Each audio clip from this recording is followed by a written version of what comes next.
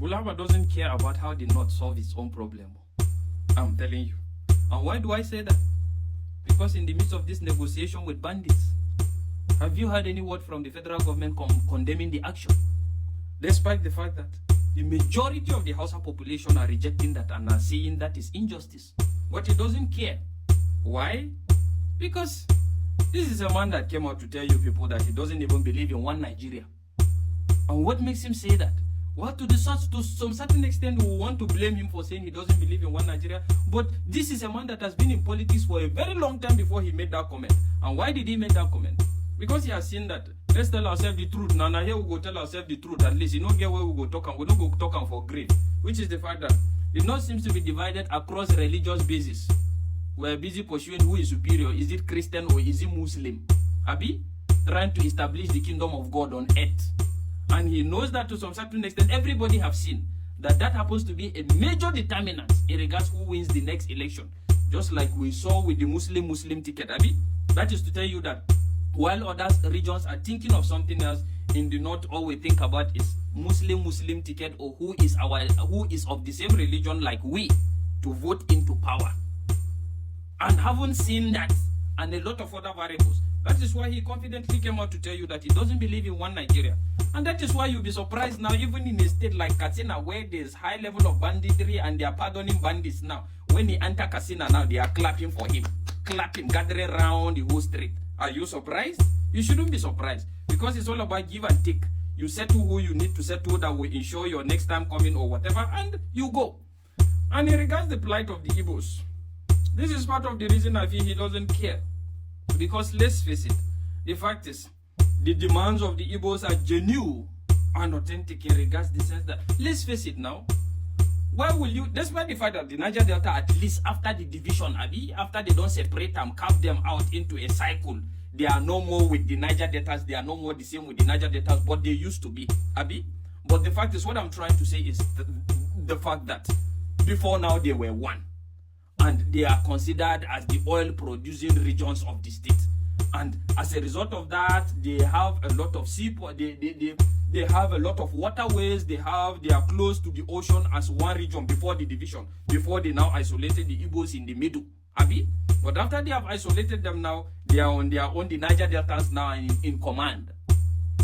And since the Niger Deltas are in command now, they now compensated them with 13% derivative. Despite the fact that the 13% derivative doesn't go around for everybody, it's only for the bourgeois, for the big men of the region. Because if you go to Niger Delta, if you see the level of hardship, you'll be shocked. You'll be surprised that this is an oil-producing region in Nigeria. You'll be shocked. So they are compensated, they kept quiet. So when the Igbos now come up to complain and say, hey, we don't have port, we're supposed to have ports or whatever, they say, we don't get water. You don't have water. It's the Niger Deltans that have water. Can you see? So by virtue of that now, they are left with no options. And again, they have succeeded in empowering people like Tompolo, them Asari Dokubo, or whatever, that at the end of the day, when the Igbos come to say that we are one, this used to be the same region, we are all the same region, we are all Biafra, or whatever they call it, they will say thunder fire, you God forbid. They will now remind them of during the civil war, when they unalive some Deltans or whatever, they put it in their head, they say Igbo people are no good people. They say just stay on your own, most stay on their own. So at the end of the day, everybody is living with poverty. Just like I keep saying, why will the oil companies have their headquarters in Lagos, remitting everything to Lagos and the rest of it?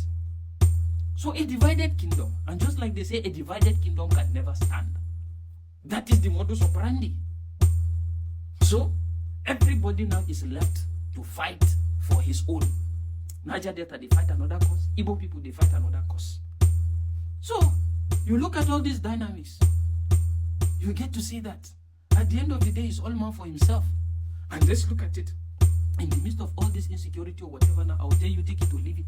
The Oduduwa Republic, the Lagos, happens to be the most fortified region. Why is it the most fortified? Because Amotekun is there. And the swift action in the sense that when something happens like this, they nip it immediately and it stops. Part of the reason why the Niger Delta is even enjoying some relevant peace at the moment is because they are near the waterways, and apart from that, they happen to be the hub, the engine of Nigeria's revenue at the moment. So anything that affects them affects Nigeria's revenue. And that is why they find it very easy to nip any insecurity in the Niger Delta, but poverty may remain there. And that is just it. And we'll just sit down and keep deceiving ourselves and be thinking that this person is going to change, or because he doesn't understand what is happening. They understand perfectly what is happening. But having said all this, is there actually a solution? There is a solution. But it's only meant for he who is ready to listen.